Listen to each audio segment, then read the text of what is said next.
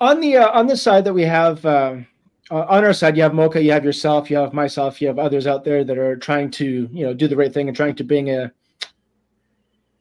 don't want to say a conservative, but a common Honest. sense, an honest, yeah, an honest and common sense view, or read the news in that regard. Um, there's been quite a few on our side attacking each other, right? And you have been privy to that as well. Would you mind kind of talking about kind of the battle that you're in right now with some of the people in the independent or alternative media, Jason? Well, I think what you might be referring to is when Rebel News or others, take issue with reporting, and we try to keep ourselves accountable and honest. So I've run into a couple of issues, and I've corrected them. One of the first things I learned being a journalist is you're going to make mistakes, and one of the first skills you should develop is how to apologize and correct it and say sorry, and that's what I've done. I found it is very valuable, TJ, to make sure that you reach out and let people know when you make a mistake. That helps build your credibility and also makes you very distinct from the other type of media out there who does not do that. I can't say I'm having, I'm not under attack or anything like that. I have most of my resistance from the public, who sometimes don't like to hear what I have to say, or it's a little uncomfortable what I have to report. But that's kind of when we know, TJ, that we're on target, is when there is somebody that's upset with what we're doing. Otherwise, we're just telling fluffy stories. We definitely get threats. It's starting to get pretty ugly out there. That part of that little article was true, but they were focusing on CBC reporters. We certainly get lots of threats and trouble out there. But overall, I do think we have a really good reception with the community. People who watch the show, mine in particular, long enough understand that we are trying to get the truth out there. And we don't hold back. Donald for sure knows this as well. We definitely say what we think, and we want Canadians to understand our passion. And absolutely, sometimes we get frustrated, and sometimes we're under attack for it. But that just comes with the territory nowadays. Journalism is a very dangerous profession in Canada, not just for your physical well-being, but your mental well-being too. We get exposed to a lot of issues that are concerning. Just before this, I was speaking to somebody who's sharing another vaccine injury story. So we have some of that trauma that we have to work through as well. So yeah, being a journalist, TJ, in Canada and Alberta, it's a little bit more dangerous than it used to be. And we have to take care of each other too, because mental health is a concern amongst us. Yeah, I noticed as a photographer going in and covering some of the different things, like some of the different protests that happened in association with the mandates.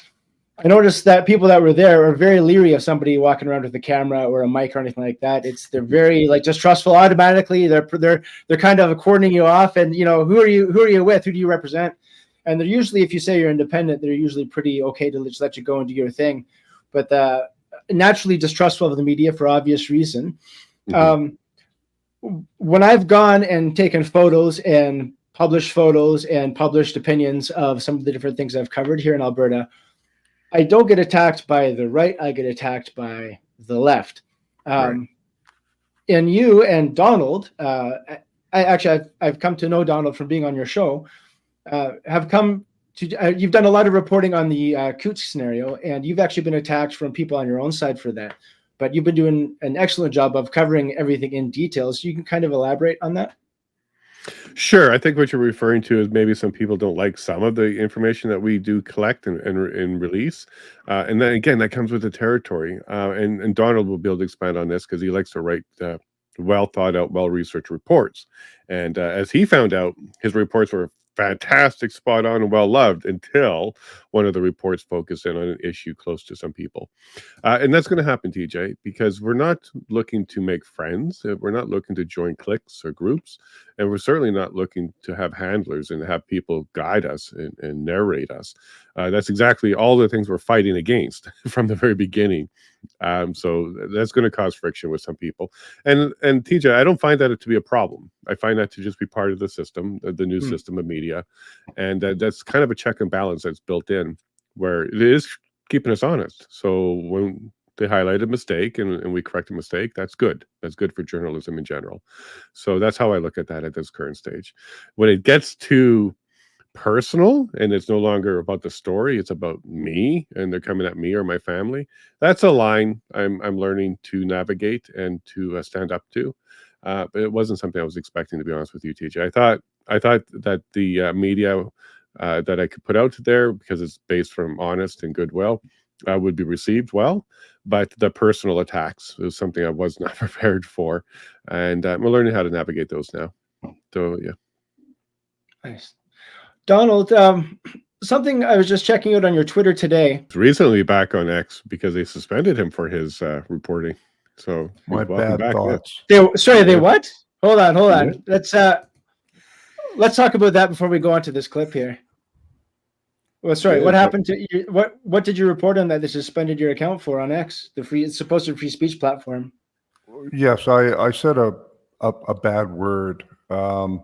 I had bad thoughts, so I had to confess and take them down so that I could go ahead and report on everything else, specifically the Detective Helen Gruce case that I wanted to push, because right now we have 9 days left to nominate Detective Helen Gruce of the Ottawa Police for Police Officer of the Year.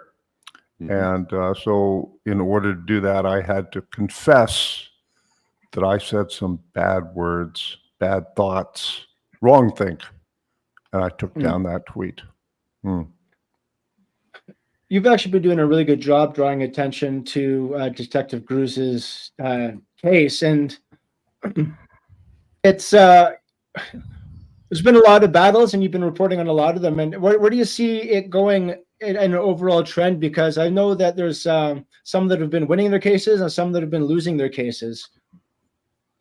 Well, this is a very important case, but not for the core reason that people believe. Now, you know, here we are. I don't know where you're streaming, but I know if I say a word that begins with victory, that if I use that V word, that you wouldn't be able to, they might take you down from some places. So I'm not going to say the victory word.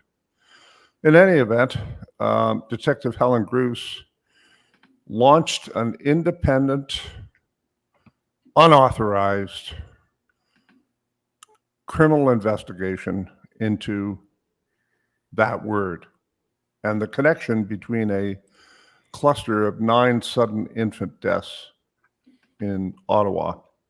And for that, she was attacked, she was suspended, and then she was charged.